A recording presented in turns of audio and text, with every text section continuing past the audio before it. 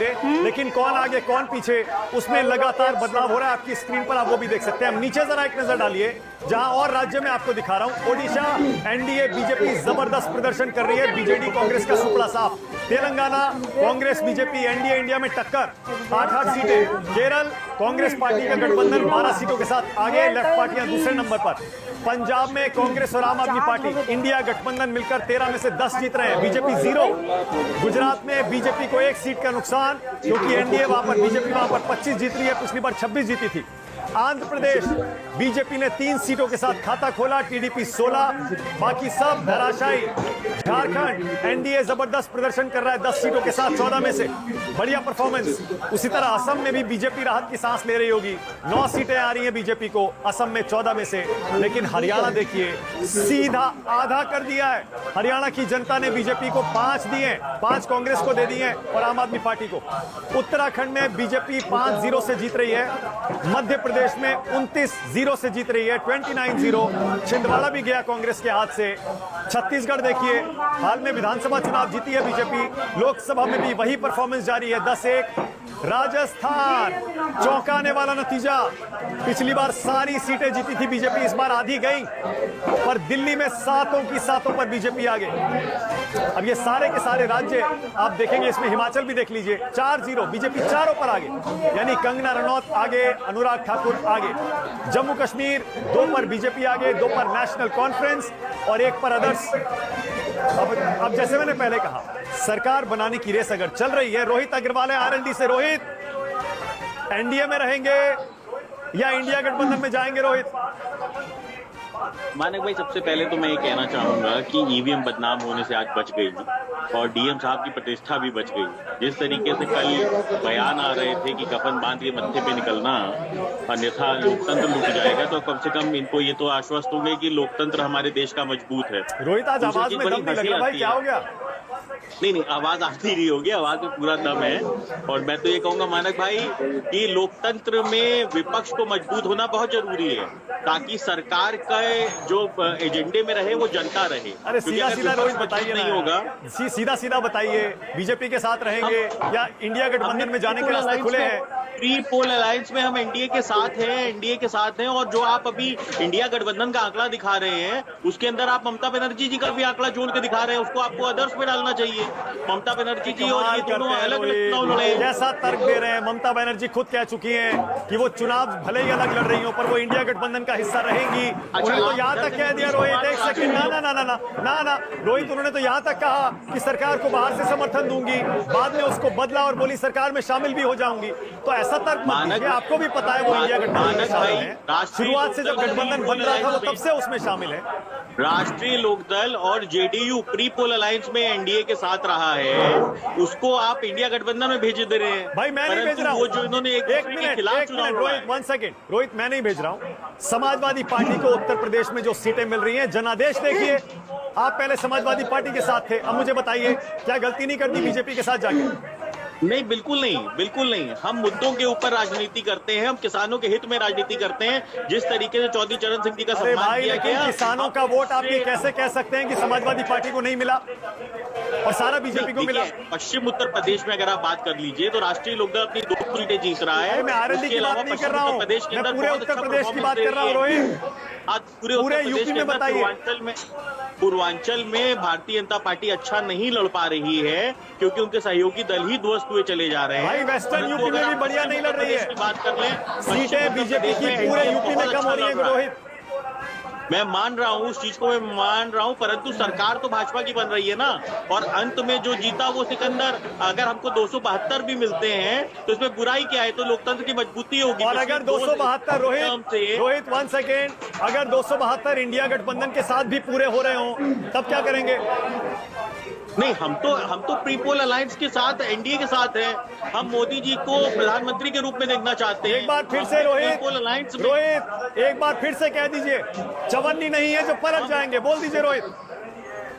हमने हमेशा पटकना दिया है, हमने हमेशा किसान के हित में काम किया है, हमने हमेशा युवाओं के हित में काम किया है, हमने कभी व्यक्तिगत स्वार्थ के लिए राजनीति नहीं की है। अरे भाई मैं कह रहा हूँ, सुनिए रोहित, नहीं रोहित कह दीजिए किसी कीमत पर एनडीए नहीं छोड़ेंगे, इंडिया के साथ नहीं जाएंगे, बोल दीजिए।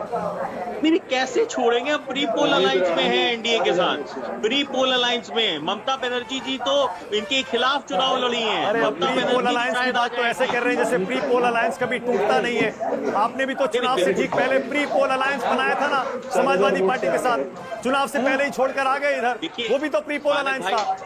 मानक भाई टूटने का तो बात ही नहीं आती, क्योंकि एनडीए गवर्नमेंट बनाने जा रही है। 285 आपके स्क्रीन पे दिख रही है, अभी 2 घंटा रुकिए, 300 का आंकड़ा पार करेगा एनडीए। ओके जयंत एक सेकंड रुक जाए, एक सेकंड माफ करिएगा। जयंत चौधरी की पार्टी आरएलडी के प्रवक्ता रोहित एक सेकंड रुकिएगा। राजेश गुप्ता मेरे साथ है आम आदमी पार्टी के, जरा दिल्ली पर भी एक कमेंट और पंजाब पर भी एक कमेंट।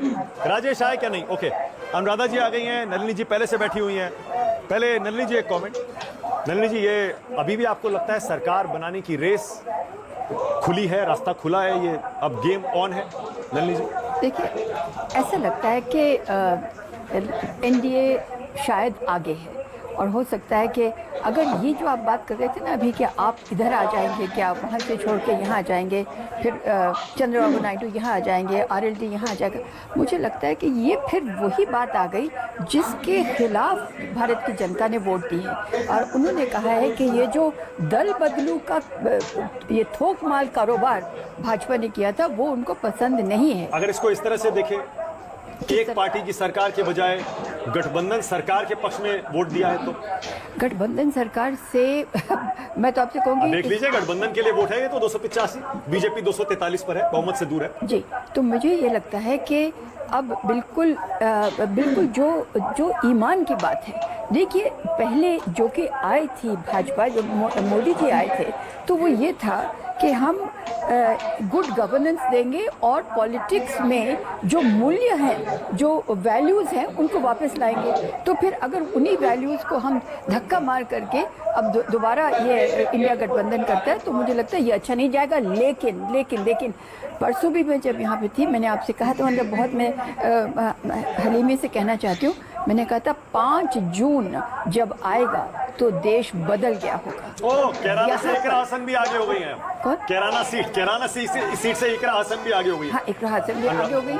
और बाकी आप देख रहे हैं कि अयोध्या में पीछे, और निशिकांत दुबे जब 630 से पीछे थे, और शायद महुआ मोइत्रा जीत रही है शायद। ओके, तो ये ओके अनुराधा जी यकीन हो रहा है इन आंकड़ों पर? मानक मुझे लगता है आंकड़े शायद हम लोगों को जो स्टूडियो में बैठ करके डिस्कशन करते रहते थे उनसे बहुत ही अलग हैं। और ये आंकड़े जो है ये स्टूडियो वाले जो सर्वे वाले हम सब करते थे उनसे बहुत अलग हैं। तो सबसे पहले मुझे तो ये लगता है कि हम लोग शायद जो हम चैनल्स वाले हैं खास करके कहीं ना कहीं थोड़े कटे हुए थे।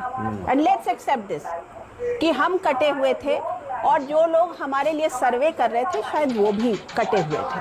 तो इस चीज़ को हमें बिल्कुल बिना बेझिझक मुझे लगता है एक्सेप्ट करना चाहिए, क्योंकि जैसा नलिनी जी ने कहा कि 5 तारीख को बदलेगा देश, तो मुझे लगता है या तो इधर जाता या इधर जाता, बीच का रास्ता कुछ नहीं था। पर बीच का रास्ता ये बीच का रास्ता नहीं है, ये 2004 का रास्ता है। ये अगर आप देखिए तो देश की जब भी गठबंधन की सरकार बनी है उसने अच्छी सरकार चलाई है। इस बात को कोई डिनाई नहीं कर सकता कि 2004 का जो जनमत था उसने बहुत ये जो मनमोहन सिंह की सरकार थी उस वक्त उन्होंने बहुत अच्छी सरकार चलाई।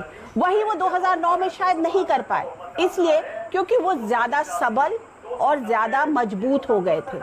तो मुझे लगता है ये जो जनादेश है ये सही, क्योंकि इंडिया का जो ट्रेडिशन है ना उस चीज को ये दर्शाता है कि हमारी डेमोक्रेसी लाइव है, हमारे लोग लाइव हैं, हमारी जनता लाइव है, और हमारा इलेक्टोरल प्रोसेस लाइव है। ओके राजीव जेटली, राजीव जल्दी से, ऐसा लगता है जो अनुराधा जी कह रही है, जनता ने अब ना एक पार्टी की मजबूत सरकार को रिजेक्ट कर दिया है।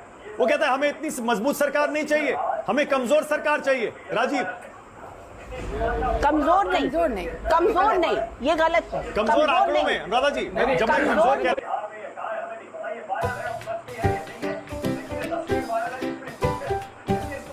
Google Ads.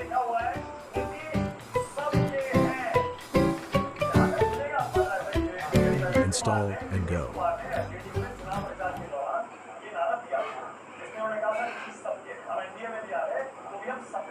पेरेंट्स का फेवरेट क्वेश्चन, इन्वेस्टर्स का फेवरेट क्वेश्चन, फैंस का फेवरेट क्वेश्चन, रिजल्ट क्या रहा? इंडिया को रिजल्ट जानना तो बहुत पसंद है, तो इस काउंटिंग डे सिर्फ जानिए नहीं, समझिए इंडिया का सबसे बड़ा रिजल्ट एनडीटीवी इंडिया पर।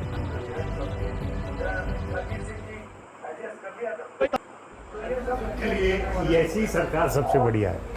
देखिए फेडरलिज्म में क्यों पनपा भारत में, ये जितनी भी सिसेशनिस्ट टेंडेंसीज थी साउथ में, जब डीएमके वगैरह उनको पावर में स्टेक मिला, विनोद जी एक सेकंड आपको रोक रहा हूं। ये जरा तस्वीर देखिए, ये तस्वीर आज थोड़ी देर से सोशल मीडिया में वायरल है। नीतीश कुमार का बड़ा सा एक ये देखिए बैनर लगा हुआ है, और ये पता नहीं शायद पार्टी के दफ्तर के बाहर है, ये कहां है, बिहार में ये कहां है हमें नहीं पता। ये वायरल है और सच भी है ये नहीं है, लेकिन ये तस्वीर वायरल है जिसमें नीतीश कुमार की तस्वीर के पहले लिखा हुआ है नीतीश सबके हैं। जहां तक मुझे याद पड़ रहा है ये नीतीश कुमार ने जेडीयू ने चुनाव प्रचार के दौरान ये नारा दिया था, जिसमें उन्होंने कहा था नीतीश सबके हैं, हम एनडीए में भी आ गए तो भी हम सबके लिए काम करेंगे। कितनी सुंदर तरीके से उन्होंने उनकी दल बदलने की जो प्रथा थी उसको सुंदर मोड़ दे दिया, उसको नॉर्मलाइज कर दिया, सुंदर मोड़ दे दिया। देखिए मेरी बात सुनिए, नीतीश चंद्रबाबू नायडू और माजरत के साथ राष्ट्रीय लोकदल जो जयंत चौधरी हैं, अजीत सिंह जी एडजस्ट कर लिया करते थे, तो ये सब एडजस्ट करने वाले लोग हैं। और ये खासकर नायडू जो है, वैसे उस पर थोड़ा प्रश्न लग सकता है, because Naidu is a serious political ally, और नायडू को अकेले उसने प्रूव किया वाजपेयी के टाइम में, और उसने ऑल्सो प्रूव किया यूनाइटेड फ्रंट के टाइम में, और उनको अकेले अपने दम पर वहां राज्य सरकार में बहुमत भी मिल गया। बहुमत मिल गया, मतलब बीजेपी की जरूरत उनको नहीं है। इसलिए तो ये जो सरकार बनेगी, अगर एनडीए की बनती है, जैसे मैं शुरू से सुबह से कह रहा हूँ, तो अटल जी जैसी सरकार बनेगी। अगर उनके समर्थन से सरकार बनती है तो वो अटल जी की जो सरकार थी उसमें जो लोग विरोध करते थे आज की सरकार का, वो कई बार उसके साथ होते थे। तो वो जो इंक्लूसिव अप्रोच बनती है वो इन्हीं आंकड़ों से बनती है, और जो मजबूत सरकार की बात आंकड़ों से मजबूती नहीं होती, हमारे समाज में मजबूती होनी पड़ेगी। जनता जो है एक दूसरे के साथ मिल बैठती है कि नहीं बैठती है, और सरकार का उसमें कितना योगदान। ओके राजीव जेटली, राजीव आपकी बारी है, शुरुआत यहीं से करिएगा। जो आप मजबूत और मजबूर सरकार का नारा देते थे, क्या वो भारी पड़ गया, बैकफायर कर गया? राजीव नहीं, सरकार तो मनक भाई मजबूत ही बनेगी। मैं अभी लगभग 15-20 मिनट से आपके चैनल पे बैठा हूँ, और लगभग 10 सीटों को बढ़ता हुआ मैंने आप ही के चैनल पे देख लिया, 285 से 295 पे आ गए हैं। और मुझे लगता है जैसे जैसे वक्त बदलेगा, इंडिया के नीचे वाला 2 आगे वाला हट के 1 हो जाएगा, और एनडीए के आगे वाला 2-3 में कन्वर्ट हो जाएगा। और यही हम कह रहे थे, और यही बात लोगों को भी चाहिए, और यही देश की जनता की ज़रूरत भी है।